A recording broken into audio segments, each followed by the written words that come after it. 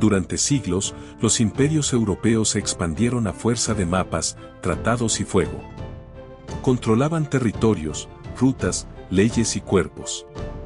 Pero en ese mismo mar que usaban para conquistar y comerciar, surgieron figuras que no respondían a sus jerarquías, los piratas.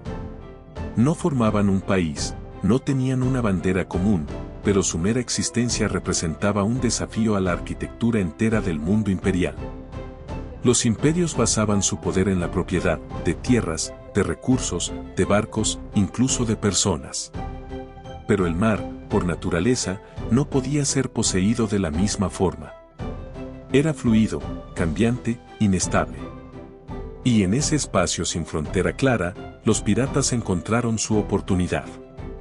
No solo atacaban cargamentos, sino que interrumpían flujos, alteraban el orden, reescribían, con pólvora y táctica, la dinámica de control. Los reinos como España, Portugal e Inglaterra dependían de líneas de suministro marítimas extensas y vulnerables. Su riqueza colonial no valía nada si no podía cruzar el océano. Y ahí, en medio del mar, estaban ellos, los que no tenían rey, pero sí reglas. Los que sabían cuándo atacar un convoy mal escoltado. Los que leían los vientos mejor que los almirantes. Los que con un solo barco podían paralizar semanas de comercio imperial. Cada golpe no era solo una pérdida material. Era una fractura simbólica. Porque el poder no tolera ser burlado. Cada puerto saqueado, cada ciudad que abría sus puertas a cambio de piedad, cada bandera negra que se alzaba en el horizonte, minaba el mito de invulnerabilidad de los imperios. Mostraba que el orden era frágil. Que la obediencia tenía límites. Y los piratas no eran improvisados. Muchos eran marineros formados por las mismas potencias que ahora los cazaban. Conocían los códigos navales, los protocolos de combate, las rutas legales, y sabían cómo torcer cada una de esas normas a su favor. Usaban la experiencia del sistema para luchar contra el sistema. Mientras los reyes firmaban tratados en salones dorados. Ellos tomaban decisiones encubierta, bajo tormenta. Siguiendo códigos nacidos de la necesidad. No de la nobleza. Ahí empezó el conflicto. No entre países. Sino entre modelos de mundo. Con el avance del siglo XVIII, los imperios entendieron que no bastaba con cazar barcos piratas, había que reconfigurar completamente el poder sobre el mar. La piratería había prosperado porque el océano era, durante décadas, un espacio de tránsito sin vigilancia permanente, con límites mal definidos y autoridades que operaban por conveniencia más que por ley. Para acabar con eso, los imperios activaron un proceso profundo de transformación marítima. Primero vino la legitimación jurídica de la represión. Se expandieron los tribunales de almirantazgo, donde los piratas eran juzgados sin jurado civil, sin posibilidad de apelación y condenados de forma sumaria. Las ejecuciones públicas se volvieron espectáculos de autoridad, cuerdas en los puertos, jaulas en las entradas de las bahías, cuerpos colgados durante días como advertencia visual. El mensaje era claro, la ley ahora también flotaba. Luego llegó la centralización de las rutas comerciales. Las grandes compañías imperiales, como la Compañía Británica de las Indias Orientales o la Compañía Holandesa de las Indias Occidentales, comenzaron a operar con respaldo militar directo. Ya no se confiaba en corsarios ni en intermediarios locales. Los cargamentos eran protegidos por fragatas armadas, las flotas viajaban en convoys organizados, y los seguros marítimos dependían del cumplimiento de normas imperiales estrictas. A la vez, se atacaron las redes sociales y económicas que sostenían la piratería. Los puertos que antes compraban mercancía robada, como Tortuga, Saint-Domingue o algunos enclaves africanos, fueron regulados o militarizados. Comerciantes que colaboraban con piratas fueron perseguidos por contrabando. La economía informal que había hecho posible la vida pirata se vio estrangulada desde la base. Los propios piratas comenzaron a quedarse sin refugios. Las islas se volvieron hostiles. Los contactos se evaporaban. La promesa del indulto dividía las tripulaciones, generando desconfianza interna. Ya no era posible confiar en la red de alianzas frágiles que había sostenido la vida fuera de la ley. El aislamiento crecía. El tiempo se acortaba. La superioridad militar imperial no era solo en número, sino en permanencia. Mientras los piratas se movían de forma intermitente, las armadas coloniales comenzaron a instalarse de forma continua, fortificaciones costeras, bases navales, almacenes, puertos militarizados. El océano dejaba de ser un vacío. La Edad de Oro terminó no con una última gran batalla, sino con el silencio impuesto por la vigilancia constante.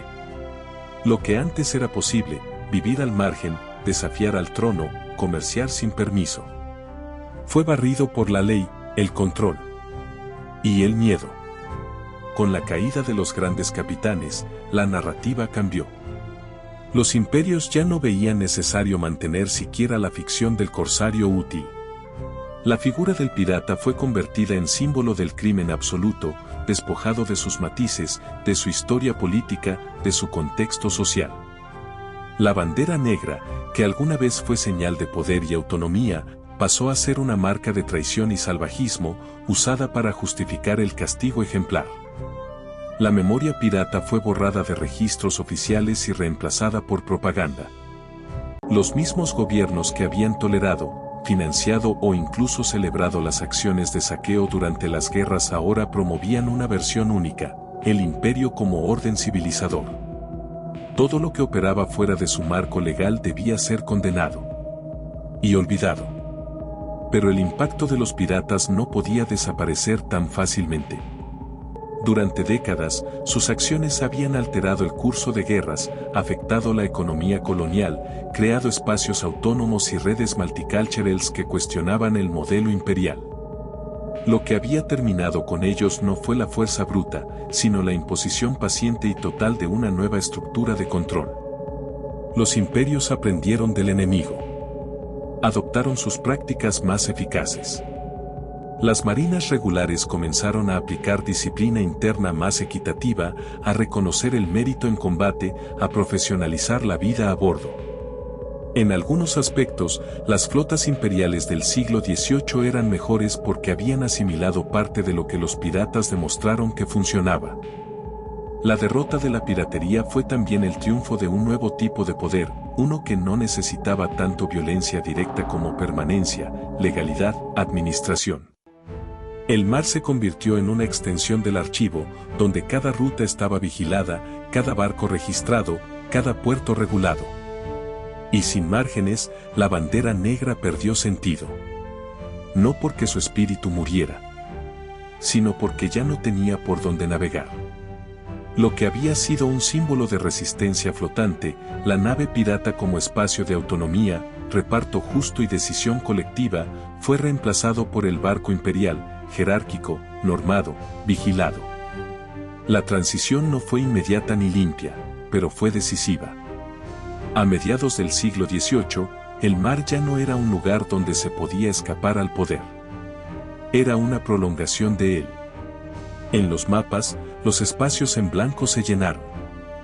Las islas libres fueron ocupadas o reclamadas. Las rutas alternativas, cerradas.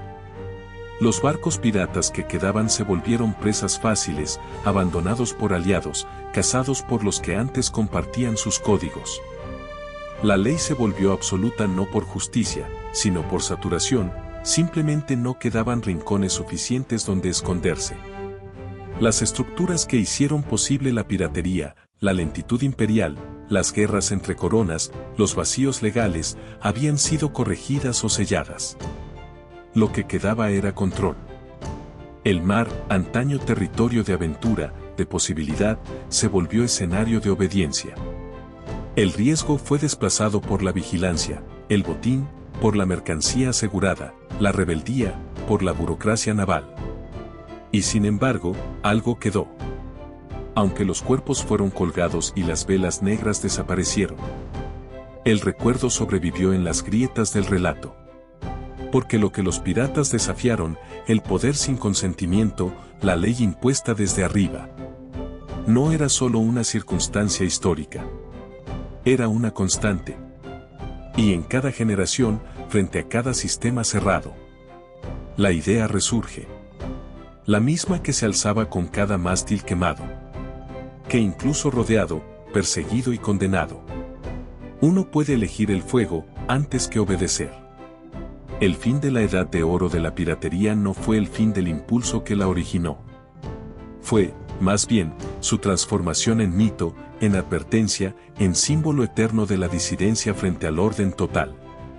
Los imperios ganaron control del mar, pero nunca pudieron controlar del todo lo que esa época dejó sembrado, la certeza de que incluso sin nación, sin tierra, sin permiso, es posible oponerse. El mar, ahora patrullado, cartografiado y registrado, se volvió espejo de tierra firme, un espacio donde todo debía tener dueño, valor, función. Pero bajo esa superficie ordenada, las historias siguieron flotando. No en los libros oficiales, sino en canciones, en relatos de marineros, en nombres escritos con carbón en la madera húmeda de una taberna olvidada. Cada vez que un sistema se cierra sobre sí mismo, la figura del pirata regresa. No como ladrón romántico, sino como recordatorio de una posibilidad más incómoda, que el poder sin consenso puede ser desafiado no desde grandes ejércitos, sino desde los márgenes, con ingenio, voluntad y pólvora. Los imperios tomaron el control del mar. Pero jamás pudieron hundir del todo la idea de navegar sin pedir permiso. Porque aunque la edad dorada terminó, el horizonte nunca ha tenido dueño. Y así, el océano, alguna vez símbolo de lo indomable, fue domesticado por la ley, el comercio y el miedo. Las últimas naves piratas fueron hundidas o capturadas. Las banderas negras, quemadas o archivadas como reliquias. Y el silencio volvió al mar, no por falta de historias, sino por exceso de vigilancia. Pero el legado no se mide solo en victorias visibles. Lo que los imperios sofocaron con cañones y códigos fue apenas la forma externa. La idea que encarnaron los piratas, la posibilidad de un orden alternativo, autónomo, fugaz pero real, siguió viva en otros contextos, bajo otras banderas, en otras aguas. Los mapas se llenaron. Las rutas se cerraron. Pero el recuerdo de cuando el mar no obedecía persistió como brisa incómoda en los pasillos del poder. Porque mientras haya margen, hay posibilidad. Y mientras haya posibilidad, la bandera negra sigue lista para alzarse. Aunque sea solo en la memoria. Hoy, siglos después del final oficial de aquella era, el eco de la edad de oro de la piratería aún resuena en los márgenes de la historia. No como nostalgia infantil ni como cuento de taberna, sino como rastro de una disidencia profunda, la de quienes se negaron a aceptar que todo debía estar bajo bandera, bajo ley, bajo trono. La bandera negra no flamea ya sobre mástiles reales, pero su imagen persiste porque encarna algo que nunca fue derrotado del todo, la voluntad de desafiar, de organizarse fuera del sistema, de vivir. Aunque sea por un momento, sin permiso. Los imperios ganaron. Cartografiaron el mundo. Reglamentaron el mar. Pero en cada rincón donde aún se busca autonomía. En cada acto que rehúsa obedecer por costumbre. En cada historia que se niega a ser escrita por los vencedores. Late un fragmento de aquella época. Porque la edad de oro terminó. Pero el mar, el verdadero mar, nunca fue completamente conquistado. Gracias por ver y por acompañarme con esta historia. Si quieres seguir descubriendo más relatos fascinantes, no olvides suscribirte. Nos vemos en la próxima.